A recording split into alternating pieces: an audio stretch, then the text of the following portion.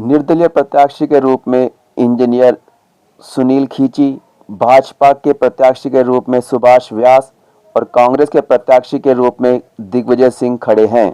जयपुर नगर निगम heritage के ward number 34 में त्रिकोणीय मुकाबला देखने को मिल रहा है। तीनों ही उम्मीदवार अपनी अपनी डपली और अपना अपना राग गा रहे हैं। तीनों ही उम्मीदवारों के द्वारा कच्ची बस्तियों का नियमन करने की बात कही जा रही है। आइए जानते हैं वार्ड नंबर 34 के सभी प्रत्याशियों ने अपने जनसंपर्क अभियान के दौरान आम जनता से क्या वादे किए।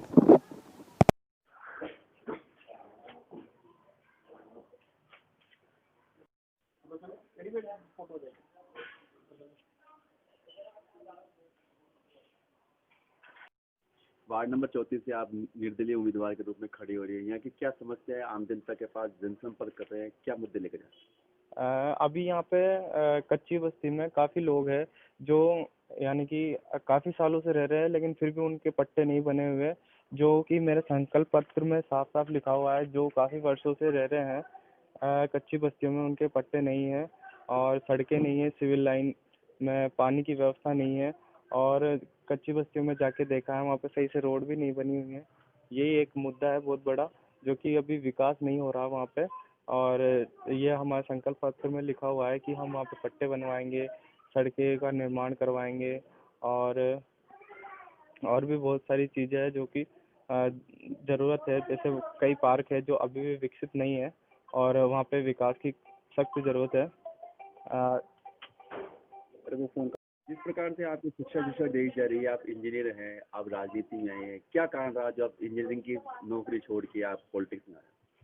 बस यही है, एक भावना है मेरे अंदर। ये अब बस्तियों में जाता हूँ तो मेरा क्या दिल थोड़ा दुख हो जाता है कि हम लोग अच्छी जगह रह रहे हैं, लेकिन हमारे पास में ही रहने वाले ऐसी जगहों पर रहते हैं और मेरे दोस्त भी काफ़ी रहते हैं, तो मैं उधर जाता रहता हूँ तो मुझे दुख होता है। इसलिए मैंने जन सेवा के लिए ये कदम उठाया, राजनीति में आने के लिए। आपके परिवार से राजनीति में कोई है? हाँ, मेरे पापा है जो कि कांग्रेस के कार्यकर्ता है और काफ़ी सालों से कांग्रेस के ऑफिस में काम कर रहे हैं एक मंत्री के रूप में, और उनका भी कोई फ़ायदा नहीं है।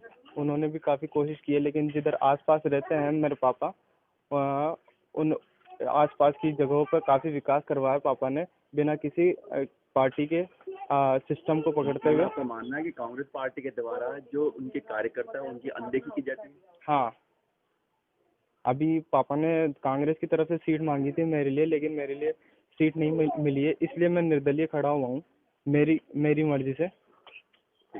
और यहाँ पे काफ़ी कॉलोनी में विकास करवाया, जैसे ये खंबा लगवाया। पीछे हमारी कॉलोनी में काफ़ी अंधेरा रहता था, जहाँ पे क्रियाएं अच्छी नहीं होती थी। काफ़ी जो लड़के थे वहाँ पे नशा वशा करते थे, इस कारण उधर अंधेरा हो रहा था। वहाँ पे खंबे लगवाए हैं और यहाँ पे जो जितने भी कॉलोनी के हर घर में जाके आप पूछ सकते हो कि पट्टे किसने दिलवाए, आपको एक ही नाम मिलेगा, श्रवण खींची।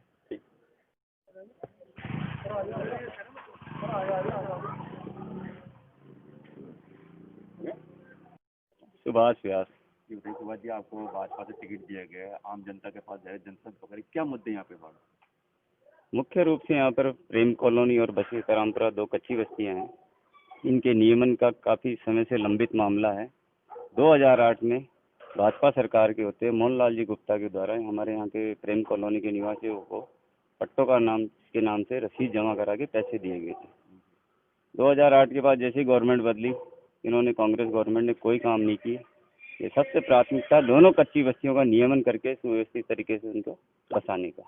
और इसके अलावा साफ सफाई की, पानी की, बिजली की, लाइट की बहुत समस्या है। 1.5 साल से जो निगम का बोर्ड इन्होंने गिराकर 1 रुपये का भी इन्होंने सैंक्शन टेंडर ऑर्डर 1 रुपये का भी अगर इन्होंने पास नहीं किया है कांग्रेस सरकार ने, और जो भाजपा का बोर्ड बना हुआ था, जो सुव्यवस्थित रूप से कार्य कर रहा था, जनता का विकास कर रहा था, जनता के काम हो रहे थे, कहीं ना कहीं उसको बाधित किया है इन्होंने।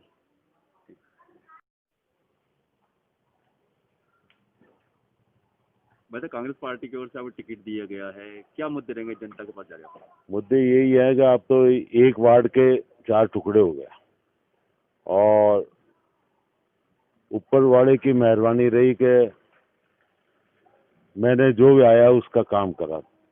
पहला मुद्दा तो सफाई का है, जो सिंधी कॉलोनी में सही ढंग से सफाई नहीं हो रही। इंदिरा कॉलोनी में नहीं हो रही, बस्ती सीतारामपुरा में नहीं हो रही। कल परसों मैं कच्ची बस्ती में गया था, आप देखो पानी पूरा भरा हुआ है, मच्छर है वहाँ, सुअर अंदर घुसे हुए हैं।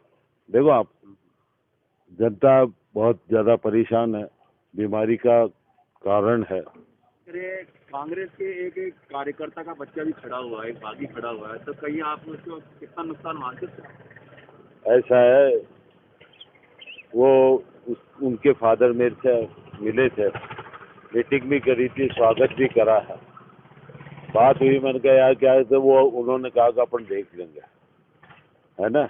वो बच्चा है तो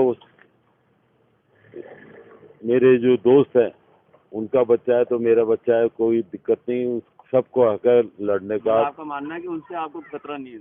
नहीं, खतरा तो हर चीज से है। खतरा तो निर्दिल नहीं लड़े, वैसे ही अगर नाराज है तो वो खतरा है। और अब मैं तो प्यार का भूखा हूँ।